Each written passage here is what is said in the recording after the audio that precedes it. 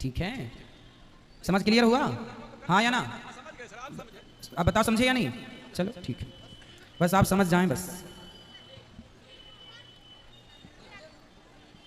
बोलिए। राधे राधे गुरुजी। हाँ, जीवन में सबसे ज्यादा जरूरी क्या होता है?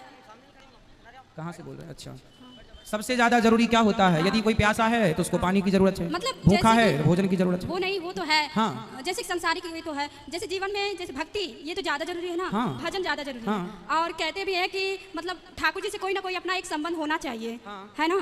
ठाकुर जी से संबंध वो तो हमारा सच्चा है, वो जन्मों जन्म का है, वो पहले था और है, आगे भी रहेगा। बीच में तो जो परिवार वाले मिलते हैं उनका कब मिलना कभी छड़ना ये तो बस एक माया का खेल है। सही है। है ना? लेकिन यदि जब हम सभी लोग कहते हैं कि ठाकुर जी से कोई ना कोई अपना एक रिश्ता होना चाहिए, तो मैं अपने ठाकुर को अपना पति मानती हूँ, क्योंकि अब मेरा मन पूर्ण रूप से समर्पण हो चुका है। लेकिन फिर भी परिवार वाले आप सोचते हैं कि किसी और परिवार से रिश्ता जोड़ दिया जाए, तो मुझसे नहीं हो पाता है। मतलब जैसे कि अब ऐसा लगता है कि मुझे किसी बंधन में जानबूझकर बांधा जा रहा है, इसे मैं छोड़कर मतलब अपने ठाकुर के पूर्ण रूप से चरणों में समर्पित हो गई हूँ। तो क्या ये मेरा उचित है या अनुचित है?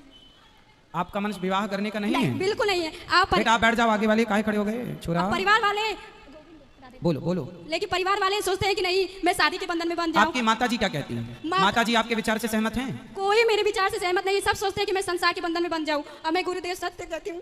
कितनी उम्र है आपकी? 25 वर्ष है। और मैं किसी भी तरह से संसार से नहीं जुड़ना चाहती हूँ। मैं पूर्ण रूप से अपने गोविंद को, अपने ठाकुर को अपना ली हूँ। कहाँ रहते हो आप? मैं तो गांव बनारस में, बनारस से आगे है आजमगढ़ गांव में रहती हूँ, इधर ही कहीं यूपी की हूँ।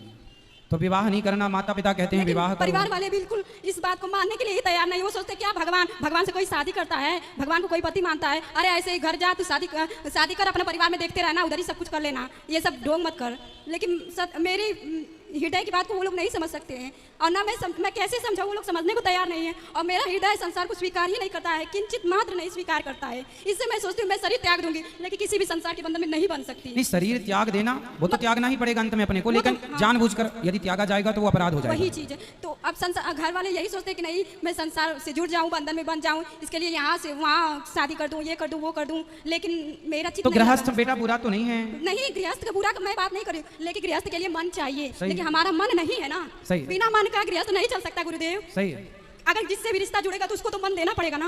उसको अगर मन ना दिया जाए तो वो गृहस्थ नहीं चल सकता। नहीं, उसको मन देने की जरूरत नहीं। भगवान को मन दे रखो, संसार के लोगों को तो। गुरुदेव जिससे मन जुड़ा होता है उसके पूर्ण रूप से जब आसक्ति हो जाती है। हाँ, मैं आपकी बात से सहमत हूँ कि भगवान गृहस्थ में रह के गृहस्थ के कर्तव्यों को पूरा करना पड़ता है। वो समय कुछ और था, लेकिन ये कलयुग है। कलयुग में हम सोचे कि हमारे अनुरूप कोई रहे तो वो नहीं, क्योंकि वो सामने वाला पता नहीं वैसा। अच्छा, आपके अनुकूल यदि कोई पुरुष मिल जाए तो आप विवाह कर लेंगे? नहीं, कदापि नहीं कर सकती गुरुदेव। आपकी तरह भक्त मिल जाए तो? कदापि नहीं, मैं किसी को स्वीकार कर सकती। क्यों? नहीं, मेरे ठाकुर के अलावा मेरे हृदय में किसी की जरूरत नहीं है। मैं कदापि नहीं सोचती कि मेरे हृदय में मेरे ठाकुर के अलावा कोई अन्य आए कि मैं इससे कहूँ कि ये मेरा है। झूठ से सपना में भी ना बोलूं मैं कि ये मेरा है। अच्छा देखो, आपका जो विचार है इससे श्रेष्ठ विचार इस धरती पे कोई हो नहीं सकता कि भगवान को हम अपना माने। इससे श्रेष्ठ कुछ नहीं, ये तो सही है। पर अब संसार के लोगों को भी आपको समझाना पड़ेगा, माँ को, पिता को, अब आपका भाई, आपकी बहन, आपकी माँ, वो भी दुखी ना हो, उनको कुछ समझाओ। मैंने एक कथा में सुना था संत गुरुदेव के मुख से कि हमारे ठाकुर कहते हैं कि तू सब कुछ सर्व धर्मों को त्याग कर तू मेरी शरण में आ, मैं तेरी रक्षा करूंगा।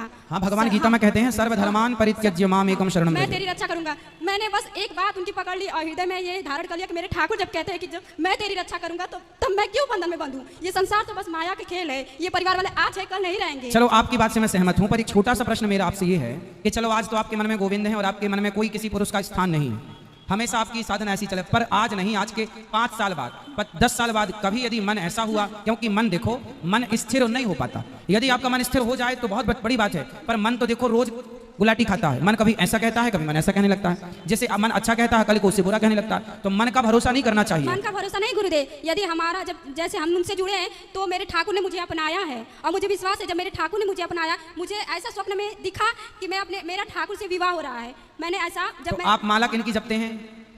हाँ, माला किनके नाम की जपते हैं? नारायण। आप ही मेरे गुरु है ना, मैंने आपसे ही दीक्षा लिया है। अच्छा। 1 साल पहले मैं आई थी तो जो मंत्र दिया गया उसका जाप करते हैं? जाप करती हूँ। तो मैं मंत्र जाप करते समय एक दिन भाव में डूबी थी, तो आपके मुख से मैंने सुना था कि मतलब ठाकुर को कोई ना कोई रिश्ता जरूर होना चाहिए। तो मैं मन में भाव विचार करती थी, मैं ठाकुर को क्या मानूं। एक दिन मैं जब भजन करने बैठी थी तो मेरे भाव में ऐसा भाव हुआ कि मेरा विवाह मेरे ठाकुर से हो रहा है। अब वो धीरे धीरे वो रिश्ता, मुझे लगा ऐसा नहीं, लेकिन जब मैं उस रिश्ते को धीरे धीरे महसूस करने लगी, ठाकुर ने मुझे मतलब उस चीज़ का अनुभव कराने लगे कि देख तू मेरी है, तू संसार में नहीं पड़ सकती। मतलब मैं जब भी संसार में जाती थी या कहीं भी कोई रिश्ता दिखा जाता था तो वो काट देते थे या कुछ ना कुछ ऐसी बात हो जाती या सामने वाला हट जाता था, हजारों रिश्ते आए किसी ना किसी वजह से, तो मैं समझती थी ये क्या है, क्यों ऐसा हो रहा है। फिर मुझे धीरे धीरे ठाकुर ने खुद अनुभव कराया कि तू मेरी है, तू मत संसार में पढ़। मैंने फिर संत गुरुदेव के प्रेमानंद महाराज जी हैं, उनका सत्संग सुनने लगी, फिर मुझे समझ में आया, फिर मुझे लगा कि हाँ ये ठाकुर की बात है। जब मैं उनके रास्ते पे चलने लगी तो मुझे खुद वो अनुभव कराने लगे कि देख मैं तेरा हूँ, तेरा कोई नहीं है। इसलिए और फिर मैं सत्संग, उनकी सत्संग भी सुनती हूँ, और मैंने घर त्याग दिया है, छोड़ दिया सब कुछ, और मैं बस अपने ठाकुर के भरोसे हूँ। इतना दिन हो गया, 8 महीने हो गया, लेकिन मेरे ठाकुर मुझे हर पल संभाल रहे हैं, हर पल तो रहते कहाँ हैं आप? घर पे रहते हैं कि कहीं और रहते हैं? घर पे तो नहीं रहते हैं। मैं कहाँ रहते हैं? मैं वृंदावन में ही रहती हूँ। तो वृंदावन में अकेले रहते हैं, किसी के साथ रहते हैं? नहीं, कोई निश्चित नहीं है, कहीं पे भी। अभी ठाकुर जी मुझे जहाँ पे रख देते हैं वहाँ पे रह लेती हूँ। बेटा पर देखो, आपकी भावना अच्छी है, मन पवित्र है, सब कुछ अच्छा है आपका, आप में कोई कमी नहीं है। भगवान आपको स्वीकार कर चुके हैं, आपने उन्हें स्वीकार किया, ये सब कुछ अच्छा है। भक्ति के पथ पर ईश्वर का अनुभव हो जाना ये बड़ी बात है, आपको हो चुका, ये अच्छी बात है। संतों का संग मिला आपको, आपने मंत्र का जाप किया, आप श्रेष्ठ हैं अपनी जगह। फिर भी ये जमाना बड़ा जालिम है, खुले में कहाँ रहेंगे आप? स्त्री हैं। नहीं गुरुजी, थोड़ा सा आपको अपनी सुरक्षा के लिए तो आपको कोई स्थान जहाँ बहुत सारी स्त्रियां रहती हों, लड़कियां रहती हों, वैसा यदि आप चुन लो। आप अकेले फुटपाथ पे ना सो जाना, आप अकेले ना रहना कहीं। मैं गुरुजी कभी कभी भय, मतलब मन में ऐसा लगता कि नहीं, रक्षक तो भगवान है, रक्षक तो भगवान है। द्रौपदी की लाज बचाई, रक्षक थे, फिर भी लुटी ना लाज, फिर भी लाज लुटी ना। उन्होंने पुकारा ही नहीं ना। हाँ, तो द्रौपदी की लाज लुटी, फिर भगवान ने पुकारा। तो हमें ये मैसेज है कि हम ऐसा काम ना करें कि वो स्थिति उत्पन्न हो। इसलिए हम थोड़ा सिक्योर रहें, और भाव अच्छा है आपका, भाव में रहना अच्छी बात है, पर भाव में संसार आपके भाव को नहीं समझ पाएगा, संसार आपकी भावनाओं को नहीं समझ पाएगा। मैं ऐसा अनुभव भी करती हूँ कि मतलब मुझसे कोई ऐसा कार्य नहीं होता है जो शास्त्र के विरुद्ध हो, या ऐसा नहीं करना। यहाँ पे खतरा रहेगा तो मुझे लगता है मेरे ठाकुर पहले मेरा हाथ पकड़ के इधर ला रहे, इधर खतरा है। द्रौपदी माँ ने पुकारा, भगवान जरूर आए। द्रौपदी माँ ने पुकारने में देर लगा, ये बात बिल्कुल सत्य है। फिर भी नारी है, नारी को हमेशा सुरक्षित रहना चाहिए। जितना समाज में क्राइम हो रहा है उसको देखते हुए हम आपसे कह रहे हैं कि द्रौपदी की तरह आपका भाव है, पवित्र है, अच्छा है। और फिर संत गुरुदेव भी कहते हैं, यदि जब हम अपने भक्ति और प्रेम के मार्ग पे आगे बढ़ते हैं तो पग पग पर प्रतिकूलता आती है। वो हमारे ठाकुर हमसे परीक्षा लेते हैं कि क्या तेरा मन अभी भी मुझ में है या संसार में है। मन की बात नहीं है बेटा, आपकी सुरक्षा की बात है। आजकल तो लोग, इतने दुष्ट लोग हैं समाज में कि अच्छे खासे संतों को मारकर उनको लूट लेते हैं। पैसे के लिए क्या नहीं कर रहा है आजकल, अपने बाप को मार डालते हैं, अपनी माँ को घर से निकाल देते हैं। तो भाई आपकी हर बात सही है। देखो, भगवान सबके रक्षक हैं, बोलो हाँ, सबके रक्षक हैं भगवान। तो भगवान जब सबके रक्षक हैं, तो जब भरत जी राम जी से मिलने चित्रकूट गए, भरत जी जब राम जी से मिलने चित्रकूट गए, तो भरत जी ने अपने 4 सेनापतियों को बुलाया, और चारों को बुला के कहा, सुनो, पूरी अयोध्या तुम 4 लोगों के हाथ में देता हूं। पूरब गेट तुम्हारा, पश्चिम गेट तुम्हारा, उत्तर गेट तुम्हारा, दक्षिण गेट तुम्हारा। अब प्रश्न ये खड़ा हुआ कि भरत जी, जब आप राम जी के पास जा रहे हैं और राम पे विश्वास है, और आप कह रहे हैं कि अयोध्या राम जी की है, राज्य राम जी का है, तो ये 4 लोगों को आप नियुक्त क्यों कर रहे हैं? तो भरत जी ने कहा कि अयोध्या तो राम जी की है, पर राम जी की है इसलिए उसे बचाए रखना राम जी के लिए, ये मेरी जिम्मेदारी है। तो आप भगवान की हो, पर भगवान के लिए आपको बचाए रखना ये भी आपकी जिम्मेदारी है।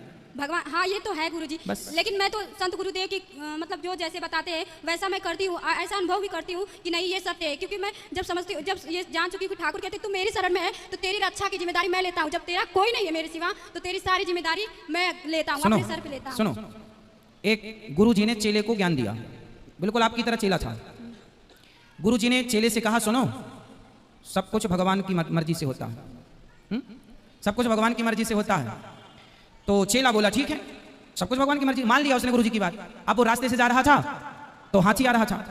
अब हाथी आ रहा था, हाथी के ऊपर महावत बैठा था, और महावत चिल्ला रहा, सुनो भागो, हाथी बौखला गया है, पागल हो गया है, भाग जाओ जल्दी, भागो भागो, ये हाथी उद्दंड हो गया है, पागल हो गया, रौंद तरह आ रहा है, सबको भागो। और वो चेला सामने खड़ा, बोले गुरु जी ने कहा सब भगवान की इच्छा है, सब भगवान की इच्छा। वो चिल्ला रहा, हट जा हट जा, बोले नहीं, गुरु जी ने कहा भगवान की इच्छा है। हाथी आया, उठा के पटक दिया, नस नस टूट गई, लंगड़ाता गया। बोले गुरु जी आपने तो कहा था भगवान सबके रक्षक हैं, भगवान सबकी रक्षा करते हैं, मैं तो भगवान के भरोसे खड़ा था, तो भगवान ने रक्षा क्यों नहीं की? जब भगवान सब करते हैं तो भगवान, गुरु जी ने बोला ये बता, वो हाथी के ऊपर कोई बैठा था? बोले हाँ बैठा था।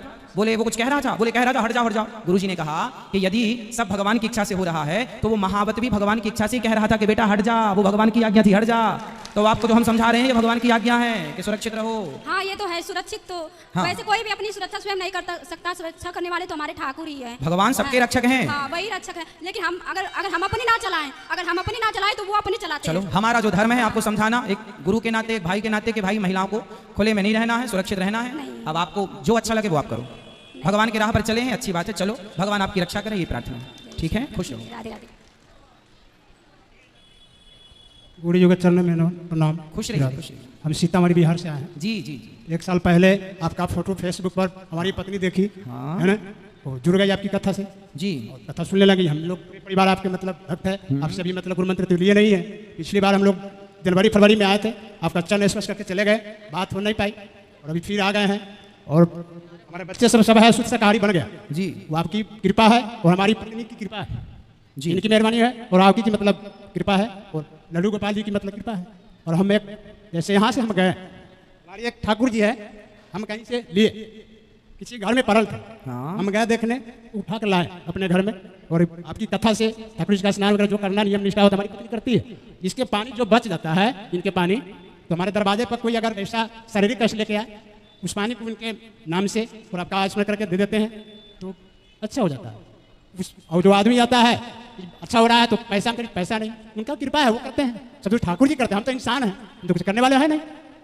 तो पैसा जो पैसा देते थे 150 जो भी हो आपको श्रद्धा देते के चले जाइए, और पैसा के ठाकर करके हम आज 5-6 रुपया कुछ था, पत्नी बोली कि नहीं, उनके कृपा के जो पैसा है आशीर्वाद का पैसा वहीं डाले, जाकर देते हुआ कर अच्छा उचित करना है या अनुचित है।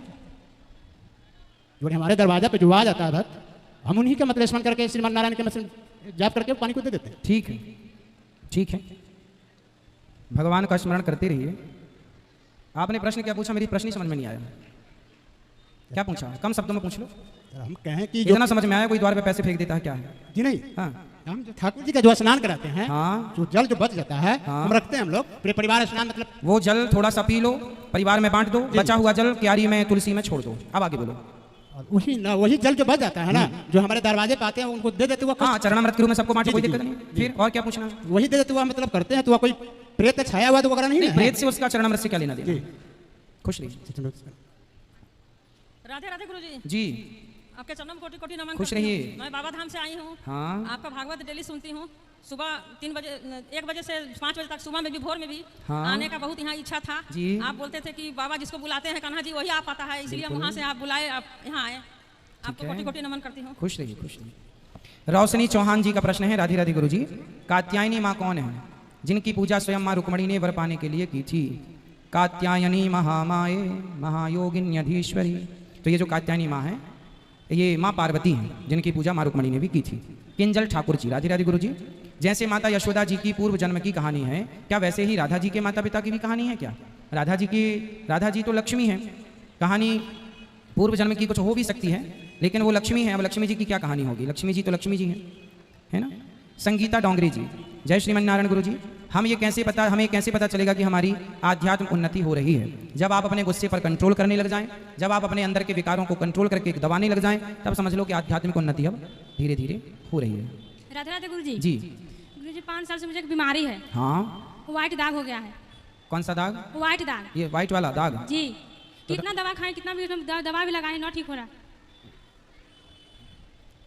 मैंने किसी से सुना था कि आपने शायद ट्राई भी किया होगा, बांस का ऊपर का जो है ना रेसा, ऊपर कुछ रहता है व्हाइट कलर का बांस में ना, जी। उसको तेल में मिलाकर लगाने से कहते हैं ठीक हो जाता है।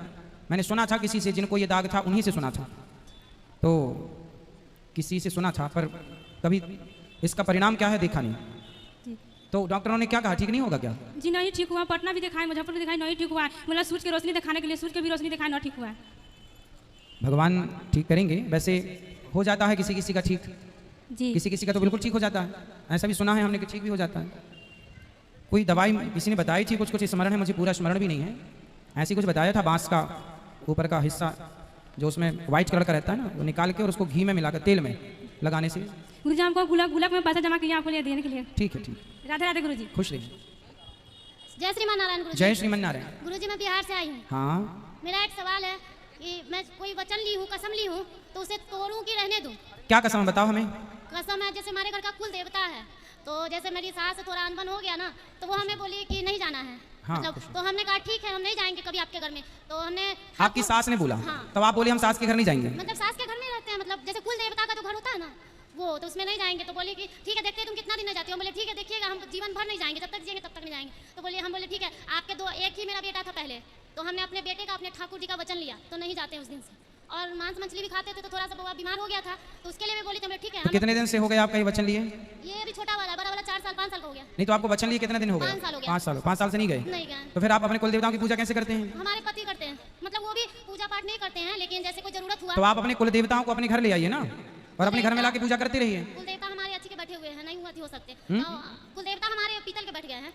कुल देवता ऐसा होता है कि जहाँ कुल देवताओं की पूजा, आप अपने पति से बोलना कि जहाँ कुल देवताओं की पूजा होती है वहाँ की जरा सी मिट्टी, वहाँ की जरा सी धूल ले आकर के और वहाँ कोई विग्रह अपने खरीद लो। आपके कुल देवता कौन है? हमारे सोखा बाबा बोलते हैं, गोरैया बाबा बोलते हैं। हाँ, तो उनकी फोटो ले जाओ, वहाँ पे जहाँ पुराना कुल देवता का मंदिर स्थान है थोड़ी देर वहाँ पधरा दो और वहाँ की धूल मिट्टी के सहित वो अपने ऐसा कुल देवता से कहो कि हे प्रभु आप अब यहाँ भी रहिए और इस घर से वहाँ के लिए भी प्रस्थान करिए जहाँ। तो मिट्टी का नहीं है गुरुजी, अब उस पे बैठ गया, पूरा पक्का हो गया, मार्बल कोई बात नहीं, तो आप वहाँ पे हवन होता होगा तो वहाँ जो राख होती होगी थोड़ी सी स्पर्श करा के वो ले आओ और वहाँ पे अपने घर पे मानने लग जाओ कि हमारे कुल देवता, यहाँ घर पे पूजा करने लग जाओ।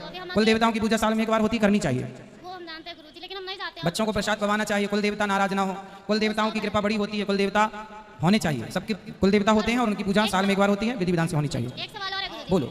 हमारे घर के परिवार बोलते हैं कि आपका भागवत सुनते हैं ना, तो हमें सास ससुर की सेवा करनी चाहिए एकदम, मतलब मन, अब सास ससुर अच्छा है तो करवे करते हैं, लेकिन कभी कभी मन आदमी का दुखित होता है तो करने का इच्छा नहीं करता है ना। कोई बात नहीं भाई, सबका अपना अपना नेचर होता है, व्यवहार होता है, उनका करने दो, उनको। आप अपनी सेवा, आपका फर्ज है सेवा करना, आप करो। वो करते हैं फिर भी नहीं, अगर कभी नहीं करते हैं तो कहते हैं कि क्यों सुनती है भागवत, इतना भागवत सुनती हो लेकिन सेवा करो, आप कर्म सेवा नहीं करो, करती। आपका धर्म है, सेवा करना चाहिए। ठीक है, खुश रहिए। राधे राधे गुरुजी। जी गुरुजी, मैं आपको देख के आज धन्य हो गई। मैं बहुत दिनों से तड़प रही थी, सच में बहुत दिनों से तड़प रही थी। 4 साल से आपसे जुड़ी हुई हूँ। मैं बहुत परेशान हूँ। मेरे पति दारू पीते हैं, वैसे तो 4 साल नहीं पीते हैं, जब पीते हैं तो इतनी ज़्यादा पीते हैं कि हमें बहुत परेशानी होती है।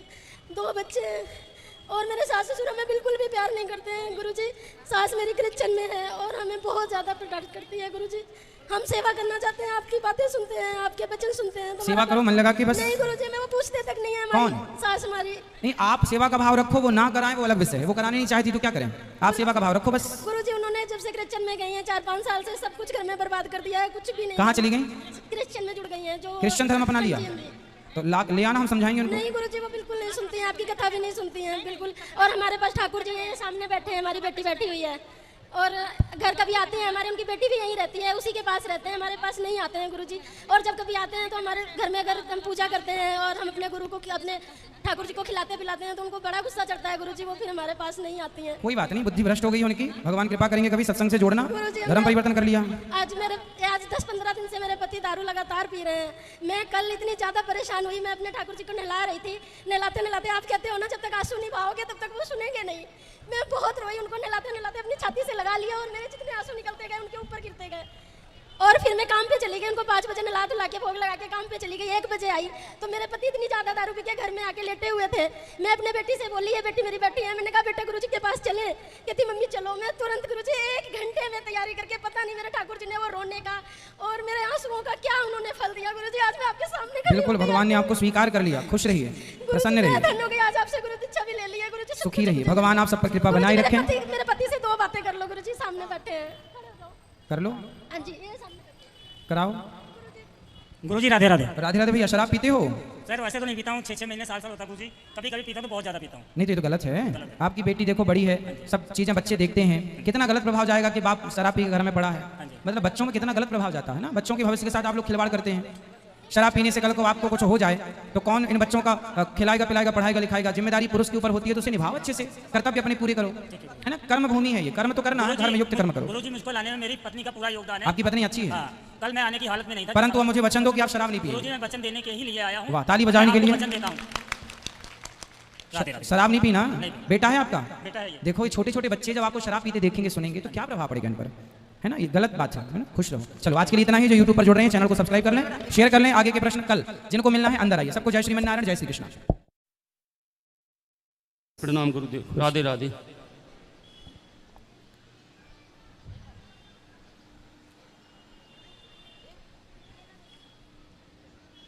गुरुजी राधे राधे। राधे बेटा। मेरा आपसे एक प्रश्न है गुरुजी। आज हम बांके बिहारी मंदिर गए थे, वहाँ पे मतलब पहले टिकट नहीं लगता था, अब 100 रुपये टिकट लगता है ऊपर जाने, मतलब चरण स्पर्श करने के लिए। तो क्या गुरुजी हमारे पास पैसे नहीं है तो क्या हम वहाँ पे उनके चरण स्पर्श नहीं कर सकते, क्योंकि आज हमें दर्शन तक नहीं मिले? क्यों बिहारी जी, आप में से कितने लोग गए? टिकट लगी है क्या? Yes sir. देखो ये सब मना कर रहे हैं। देखो पूछ लो, आप नहीं, पूछो लगी सब। है। आज टिकट लगी है किसी की? हाँ इधर मना कर रहे हैं, देखो ना, सब। हाँ कह रहे हैं वो। लगी है टिकट, लगी है। अरे ये कह रहे हैं नहीं लगी। देखो ऐसा है, कोई वीआईपी दर्शन करना चाहे तो उसकी शायद लगी भी हो, और जो सामान्य दर्शन करना चाहे, हम तो जाते हैं तो भाई दर्शन पीछे से कर लेते हैं ठाकुर जी का। गुरुजी आपसे हमें गुरु दक्षिणा चाहिए। वीआईपी, आपको यदि वीआईपी बनना है तो पैसे चुकाने पड़ेंगे, और आपको वीआईपी नहीं बनना, हम तो पीछे से जाके दर्शन कर लेते हैं, कोई वीआईपी का हमारा टिकट नहीं लगता। तो भगवान के द्वार सबके लिए खुले हैं बेटा। आजकल का आदमी ही ज़्यादा अभिमानी है, वो सोचता है मेरे पास समय नहीं है, मैं जल्दी पैसे लो भैया दर्शन। तो अब जब देने वाला तैयार है तो लेने वाला कहला भैया। इसलिए भगवान के दर्शन में कोई पैसे वैसे नहीं है। अब आप वीआईपी बन के गए हैं तो आपको पैसे चुकाने पड़ेंगे। गुरुजी आप एक बार में हमारे परिवार को राधे राधे बोल। राधे राधे राधे। खुश गुरुजी आपसे हमें गुरु दक्षिणा चाहिए। कल सुबह 7:30 बजे।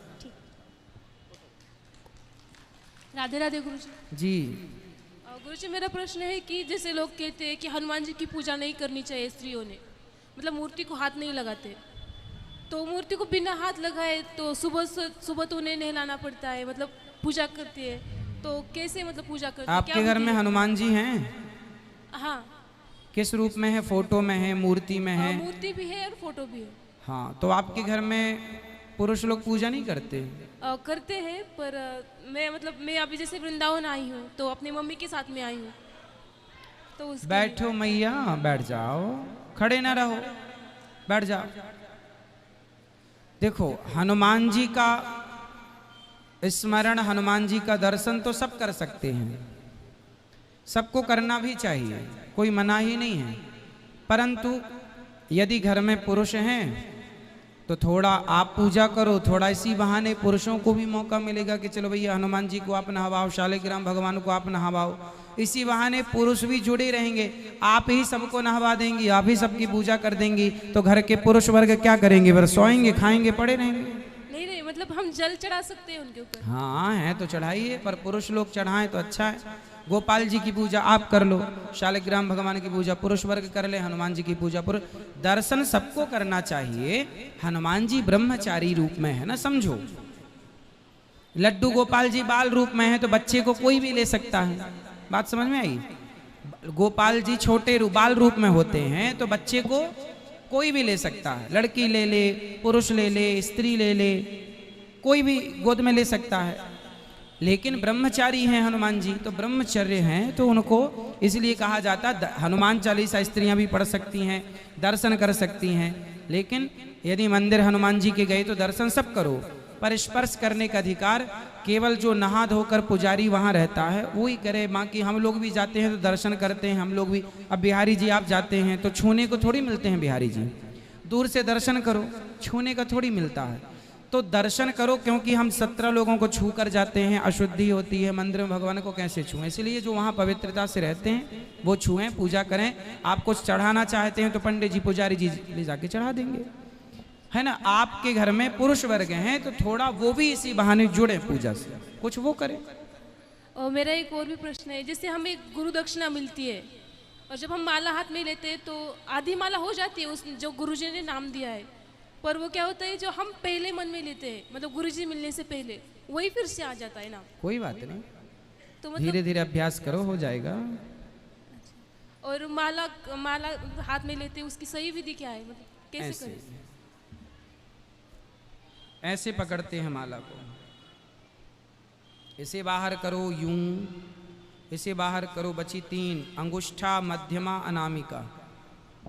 बीच की उंगली माला, अंगूठा अनामिका माला को पकड़ के रखेगी, बीच की उंगली माला को खिसकाएगी ऐसे। ये सही तरीका। और जो आखिरी में आता है वो, अब आखिरी में जो आएगा वो माला पलट जाएगी, है ना, माला पलट जाती है। अभी ये आ गया, अभी एक माला पूरा हो गया, अभी ये माला पलट जाएगी। ये राधे राधे। और किसका प्रश्न है?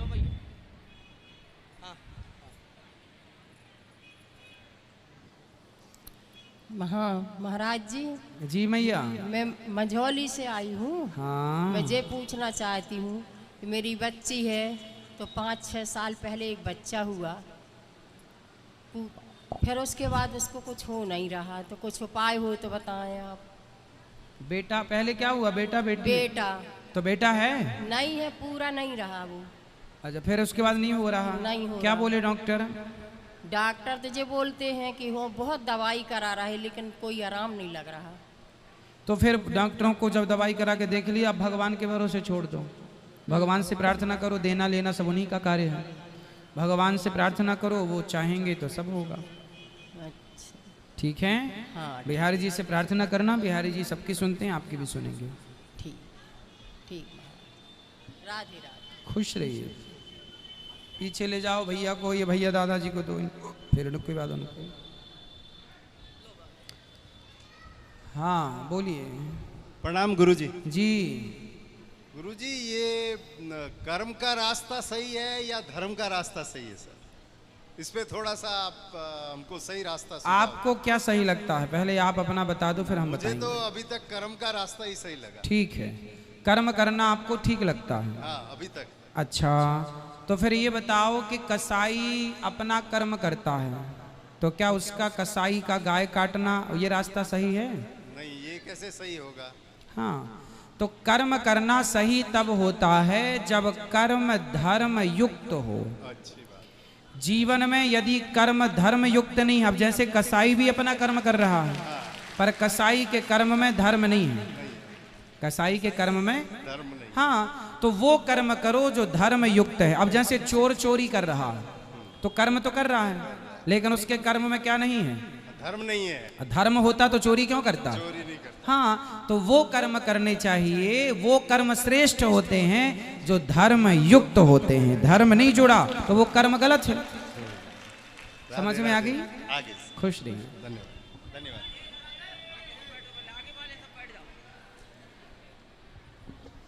आएगा। गुरुजी राधे राधे। जी भैया। गुरुजी, मैं तो केवल धन्यवाद करने आया हूँ। मैं इंदौर में पुलिस में हूँ। पहले मेरे घर में बड़ी अशांति रहती थी। अच्छा। लेकिन आपकी कथा वाचन ने मेरे घर का माहौल इतना परिवर्तन कर दिया है, क्योंकि मैं 16-16 घंटे नौकरी करके जब घर में आता था तो घर को समय कम दे पाता था, लेकिन आपकी कथा वाचन ने मेरे घर का ऐसा माहौल बदला है। मैं जब भी घर पे आता हूँ मुझे आपकी 2 बातें अच्छी वाली सुनने को मिलती है। बिल्कुल मेरे बच्चे वगैरह सब में बहुत परिवर्तन आ गया। मैं धन्यवाद के लिए आया हूँ केवल। वाह, देखिए कथा कितनी शांति प्रदान कर रही है और रिश्तों को मजबूत कर रही है, बिगड़े बिखरे घरों को जोड़ रही है। कथा का कितना बड़ा योगदान है समाज में। खुश रहिए। राधे राधे गुरुजी। जी गुरुजी, पहले हमारा कुछ ऐसा झगड़ा भी हो जाता था, पर लेकिन हम सिर्फ धन्यवाद करने आए आपका, और हमारे घर में बहुत सुख शांति है। भगवान करे ये सुख शांति खूब बनी रहे, सदा के लिए रहे। बस गुरुजी, हमें तो पहले हम पता नहीं क्यों गलत सोचते थे, पर लेकिन अब जब से हमने आपकी कथा सुनी है, बस आप ही आपकी कथा सुन रहे हैं बस। और बस गुरुजी, हम तो बस धन्यवाद करने आए आपका बस। खुश रहिए, खुश रहिए। राधे राधे गुरुजी। गुरुजी राधे राधे। जी मेरा काम है बिल्डिंग का, ठेकेदारी करते हैं और मेरा लेबर उसी साथ में रहते हैं, हम भी रहते हैं। तो हम वैष्णव होने के लिए चाहते हैं, गुरु मंत्र लेने के लिए। तो उसमें मीट मूट खाना खाता है लेबर सब हफ्ता हफ्ता। नहीं, लेबर खाए आप तो ना खाओ। जी हम नहीं खाते हैं, तो उस बर्तन में खाना पड़ता है गुरुजी, साइड पे जाते हैं तो। अरे तो आप अपनी एक थाली लेके चले जाया करो। गुरुजी कहीं दूर दूर काम चले जाता है, जाते हैं, रास्ते में रहना पड़ जाता है, साइड पे ही खाना पड़ जाता है उस बर्तन में। नहीं तो देखो, आप अपना सामान लेके जाते हैं, एक छोटा सा बर्तन 2-4 कटोरी रख लो, छोटी छोटी सी, खा लिया धुल लिया, बर्तन रख लिए। गुरुजी वो या केले के पत्ते में खा लिया करो। उसी बर्तन में बनता है ना, जैसे। अच्छा, बनता है जी। अच्छा, हम बहुत दिन से 2018 से ही सोच रहे हैं वैष्णव होने के लिए। तो आप उनको बोलो कि भाई हम नहीं खाते, तुम भी मत खाओ। कोई नहीं मानता, गुरुजी कहता हम भाग जाएंगे, कोई रहने को तैयार नहीं होता साइड पे। फिर अच्छा, उसको हफ्ता हफ्ता संडे मीट चाहिए, देना पड़ता है, मजबूरी है। अच्छा, तो आप तो नहीं खाते? जी हम नहीं खाते। तो आप अपना अलग से नहीं बना सकते? जी साइड रूम तो मेरा दूर रहता है ना, अब नज़दीक में रहेगा तो रूम पे खा लेंगे। जब दूर साइड चला जाता है देखने पड़ता है, दोपहर में रहना पड़ता है, खाना पड़ता है। होटल वोटल भी नहीं रहता है जो होटल में जाकर खा लेंगे।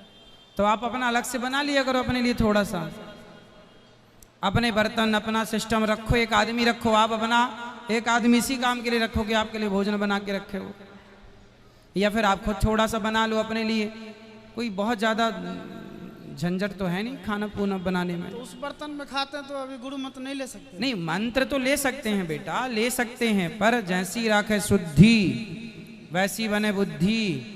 उस बर्तन में खाते खाते ना करे आपकी बुद्धि वैसी हो जाए, आप ही पूरा पूरा खाने लग जाएं, ये डर है और कुछ नहीं। क्योंकि हम नहीं खा सकते आप, बहुत अच्छा है, पर संगति क्या कहें भैया। कैकई की बुद्धि बिगाड़ दी मंत्रा ने।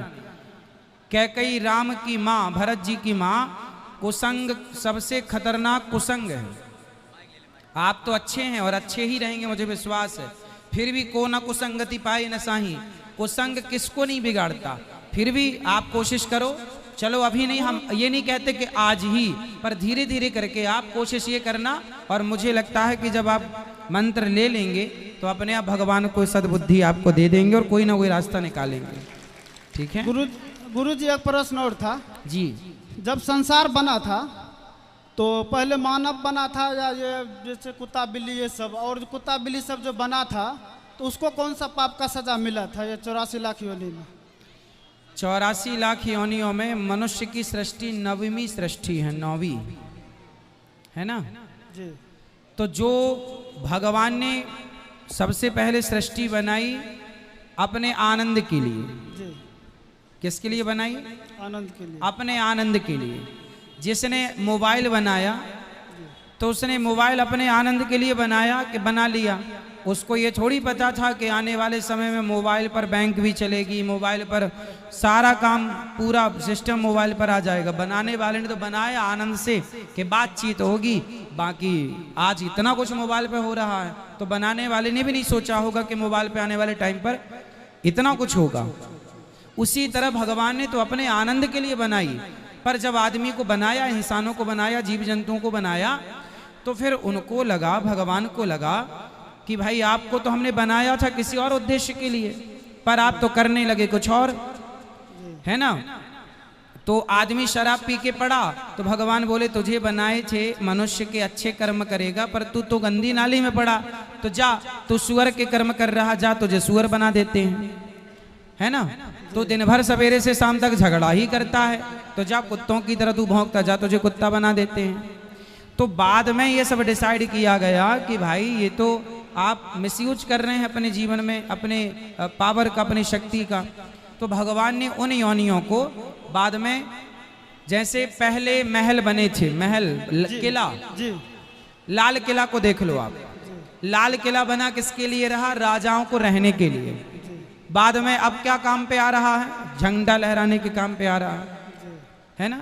बाकी टाइम पे वहाँ झाड़ू नहीं लगती, बाकी टाइम पे साफ सफाई जब होती 15 अगस्त को झंडा फहराया जाता है।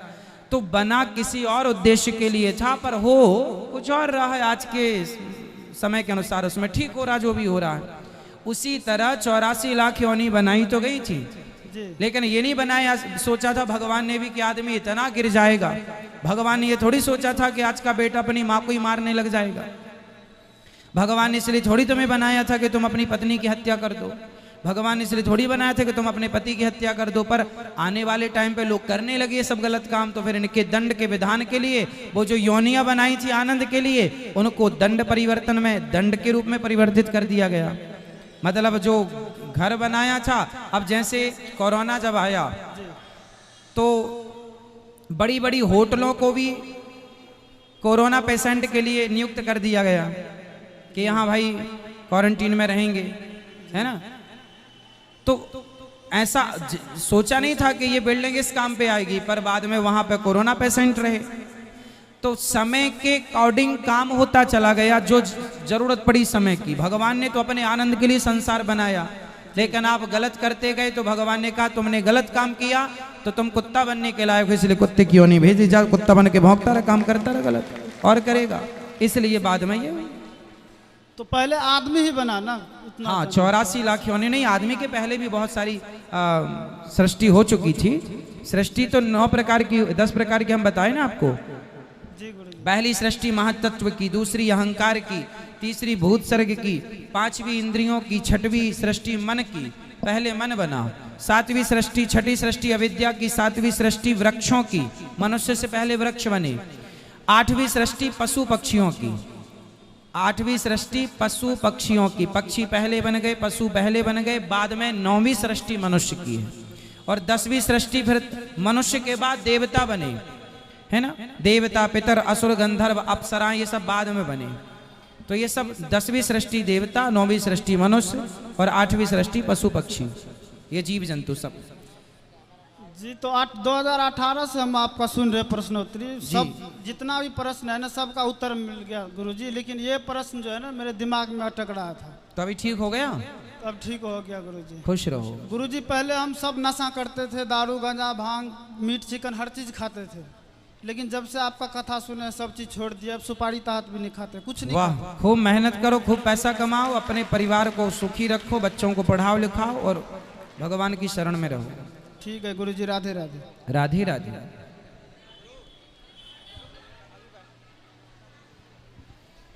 गुरुजी राधे राधे। राधे बेटा।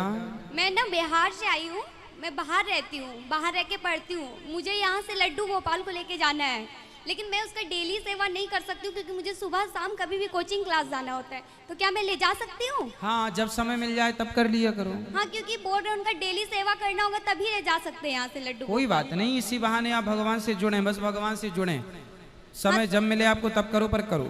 हाँ, तो मैं ले जा सकती हूँ? बिल्कुल। राधे राधे गुरुजी। राधे राधे। यहाँ ले आना, भैया खड़े हैं कब से। दे दो इनको, दे दो इनको, दे दो इनको, दे दो। क्या कह रहे हैं भैया? राधे राधे गुरुजी।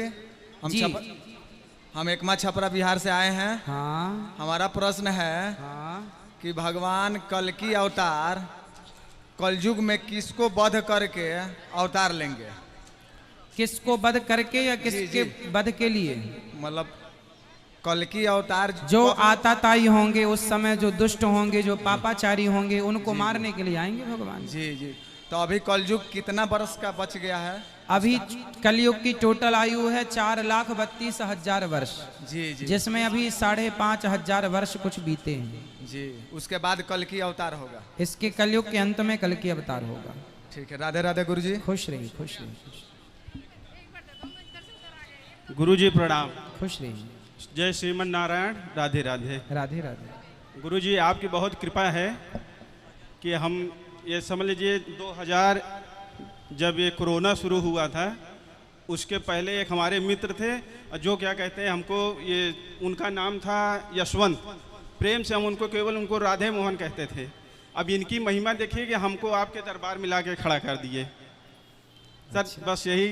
और सर एक हमारी बिटिया है, बिटिया रानी, वो क्या कहते हैं आ नहीं पाई यहाँ पे, कही कि पापा आप लोग चले जाइए हम बाद में आएंगे। तो ये हमारी क्या कहते हैं एक फोटो बना के आपकी भेजी है सर। हाँ, दिखा दीजिए। वाह, तो आपकी बेटी भेजी है? हाँ, बिटिया रानी। वाह, महक। महक के लिए तालियां बजा दो, कितना सुंदर उन्होंने बनाया है, पेंटिंग की है। और सर एक और जो इस संसार जगत में जितने प्राणी भटक रहे हैं उनको सर एक कहते हैं ना कि सूरज अपना प्रकाश जो परिचय देता है उसका, सर आप वही कार्य कर रहे हैं सर। इसके लिए बहुत बहुत कोट कोट सर आपको धन्यवाद सर। राधे राधे। खुश रहिए, भगवान सुखी आशीर्वाद दीजिए बस सर। अब पिछली बार हम आए थे सर, आपसे मुलाकात हुई थी हमारी, लेकिन हम आपसे ज़्यादा देर बात नहीं कर पाए सर, इसलिए हमने कहा इस बार फिर चलेंगे सर। पिछले बार ही जुलाई में आए थे, इस बार बहुत समय निकालने के बाद सर आप आए हैं, जबकि सर प्राइवेट ही वर्क करते हैं। अच्छा, भगवान सुखी रखें आपको। माताओं का दर्शन किया आपने? जी जी, माताओं का दर्शन सर अगली बार किया था, अभी जब फिर कर लेते हैं आज। जैसा टीवी पे यहाँ देखते हैं यहाँ वैसा है? सब सही है सर, सब एकदम सकुशल सही है सर। प्रसाद सर पाइए। इसमें सर आपके शरण में आने का हमारी पत्नी जी का बहुत सहयोग है। ये है सर मिथिलेश जी। बिल्कुल, खुश रहिए। राधे गुरुजी। राधे राधे। सुखी रहिए, भगवान सुखी रखें आप सबको। सर ये है कि मतलब और पूरा और आधा क्रेडिट इनको भी जाता है, क्योंकि हम पूरा भागवत नहीं सुन पाते तो कभी कभी बीच में हमको मोबाइल पे लगा के भाई सुना देती है, इसलिए तो वो अर्धांगिनी है ना। और सर शुरू में हम केवल बजरंग बली की पूजा करते थे, तो क्या सर अब इनके अगर हम प्रभु की चरण में हैं तो क्या सर हम कोई गलत है? ना ना, बजरंग बली स्वयं भगवान कृष्ण का ध्यान करते हैं। कृष्ण और राम एक ही तत्व तो हैं। जी सर। हनुमान जी तो हमेशा भगवान कृष्ण और भगवान राम के द्वार पर ही, राम द्वारे तुम रखवारे। जी सर। तो बिना हनुमान जी की आज्ञा के कृष्ण जी के चरणों में मन नहीं लगेगा, राम जी के चरणों में नहीं लगेगा। ये है कि जब 8 साल के हमसे थे तभी से हम ये सब भगवान की भक्ति में बिल्कुल बिल्कुल। और सर आज तक हमें जहाँ तक जैसा अनुभव है सर हमारा कि आज तक प्रभु ने हमें कभी किसी चीज़ के लिए निराश नहीं किया सर। जबकि हमारे पिताजी माता जी हैं और हमारे माता पिता जी कभी हमको डांटे नहीं हैं, ये समझ लीजिए सर। हम उनकी अकेली संतान है और 6 सिस्टर, सबकी शादी निपट गई है सर बढ़िया से। खुश रहिए। सब भगवान के आशीर्वाद से सर, आपके आशीर्वाद से। खुश रहिए। प्रणाम सर। गुरुजी राधे राधे जी। आपके चरणों में मेरा कोटि कोटि प्रणाम। खुश रहिए। आप जब दिल्ली आए थे हम उत्तम नगर भी गए थे, आप वहाँ पे संडे वाले दिन, उस दिन गेट बंद था, हमको जाने नहीं दिया था। तो गुरुजी मेरा प्रश्न ये है कि मेरा पढ़ाई में मन नहीं लगता, तो इसे कुछ बता सकते हैं आप? कहाँ लगता है मन आपका? यार दो तीन पीरियड बाद में स्कूल में नींद आने लग जाती है। तो घर में सोते नहीं हो अच्छे से? सोते हैं। बेटा मन तो लगाना पड़ेगा आपको, मन लगा के पढ़ना पड़ेगा, तब आपका भविष्य अच्छा होगा। पढ़ाई करो, घर में खूब सोया करो, सो के जाया करो नींद पूरी करके, ताकि स्कूल में नींद ना आए। पढ़ना तो पड़ेगा बेटा, पढ़ाई के बिना आपका कोई भविष्य नहीं है, शिक्षा जरूरी है। राधे राधे गुरुजी। दंडवत महाराज जी। दंडवत सरकार, दंडवत। हम अयोध्या से आए हैं रामघाट से। अच्छा जी, बताएं प्रभु। भगवान का भजन सुमिरन तो करते ही हैं, अब एक परमहंस बनने का कोई तरीका बतलाइए। परमहंस बनने का तरीका जी एक ही है कि संसार से पूर्ण रूप से मन हटकर केवल भगवान में लग जाए। जिसका मन भगवान के अतिरिक्त कहीं नहीं लगता, उससे बड़ा परमहंस कोई हो ही नहीं सकता। वही तो परमहंस है, जिसका मन भगवान के सिवा कहीं ना लगे। यदि कहीं लग रहा है तो अभी उसके परमहंस होने में थोड़ा कच्चापन है, थोड़ा कच्चा है। ये पश्यंती में सुमिरन करने के लिए क्या विधि है, कैसे किया जाए पश्यंती में जाने के लिए? उसके लिए एक ही उपाय है कि अधिक से अधिक सत्संग कीजिए और धीरे धीरे अभ्यास कीजिए अपने मन को एकाग्र करने का। जब मन एकाग्र हो जाएगा आपका, तो अपने आप आपका बाहर का संसार खत्म हो जाएगा, भीतर का आनंद स्टार्ट हो जाएगा। सत्संग से हो जाएगा कि भजन सुमिरन से होगा? दोनों चाहिए। बिनु सत्संग विवेक न होई, भक्ति स्वतंत्र सकल सुख खानी, पर बिनु सत्संग न पावे प्राणी। आप कितने भी बड़े संत हो जाइए, आप कितना भी बड़ा योग मार्ग पकड़ लीजिए, भक्ति मार्ग पकड़ लीजिए, पर उस हर मार्ग में सत्संग का प्याला तो चाहिए ही चाहिए, सत्संग तो चाहिए ही चाहिए। तो सत्संग के बिना तो साधना मजबूत नहीं हो सकती। यदि सत्संग छूट गया तो साधक वहां से वापस आ जाता है, और सत्संग रहता है तो गाड़ी को चलाने के लिए जैसे डीजल पेट्रोल डालते ही रहना पड़ता है तो इंजन काम करता रहेगा, उसी प्रकार सत्संग वो ईंधन है जो आपको हमेशा आगे बढ़ाए रखता है। सत्संग तो जरूरी है। और धीरे धीरे जब मन केंद्रित हो जाएगा, अपने आप फिर चीजें सत्संग फिर अपने आप डाउनलोड होने लग जाएगा, आनंद की अनुभूति होने लग जाएगी। संसार के संत लोग बतलाते हैं अंदर कुछ और लेकिन दिखता कुछ और है। हाँ, इससे बचना है आपको, इससे ही तो बचना है। बाहरी दुनिया में सब भटक रहे हैं, इसलिए सब भटकते ही रह गए।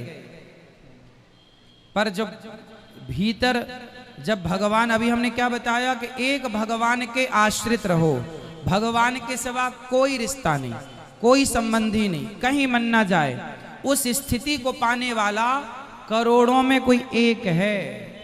ईश्वर के आश्रित पूर्ण रूप से कोई हो जाए, ऐसा संत करोड़ों में कोई एक है। वैसा आपको बनना है। ठीक है, दंडवत महाराज जी। दंडवत दंडवत।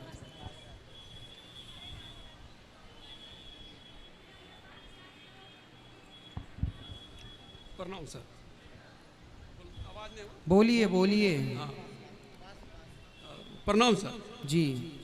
हम अपने घर में रोज पाते हैं, और सुबह और जितना समय होता है सब देखते हैं, इसके बिना हमको चैन नहीं पड़ता है जी। हम बिहार से आए आपके दर्शन करने, साक्षात आप मानव के रूप में भगवान हैं।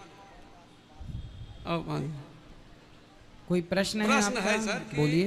जब विजयादशमी के दिन रावण पर विजय पाया राम ने, तो दीपावली के दिन दीपक क्यों जलाया गया? ये कंफ्यूजन हो गया हमको थोड़ा। हाँ, कंफ्यूजन तो पूरा देश कंफ्यूज है इसमें। अच्छा, दीपावली क्यों मनाई जाती है? दीपावली उसी के उपलक्ष्य में जलाया गया क्या? किसके उपलक्ष्य? विजयादशमी, रावण पर विजय पाने के बाद राम ने। दीपावली क्यों मनाई जाती है, बस ये बताओ। दीपावली का त्योहार क्यों मनाया जाता है? हम लोग तो जानते हैं सर कि मैंने विजयादशमी के उपलक्ष्य में जलाया गया, ऐसा तो सुनते हैं। तो विजयदशमी तो 20 दिन पहले ही पड़ जाती है। वही कंफ्यूजन हो गया सर। सुनो, लोग कहते हैं कि विजयादशमी के दिन रावण मरा था और दीपावली के दिन राम जी लौट करके अयोध्या आए थे, ऐसा समाज में निबंध भी हमने दीपावली का ऐसा ही लिखा है, पर यह निबंध गलत है। जी जी। सच्चाई ये है कि रावण दशहरा के दिन मरा ही नहीं जी।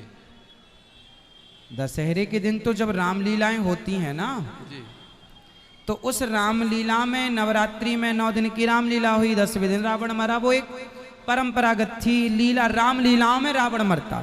रियल में जो रावण मरा वो पंडित ज्वाला प्रसाद जी की रामायण में उन्होंने बताया कि रावण के मरने की तिथि उन्होंने अलग बताई।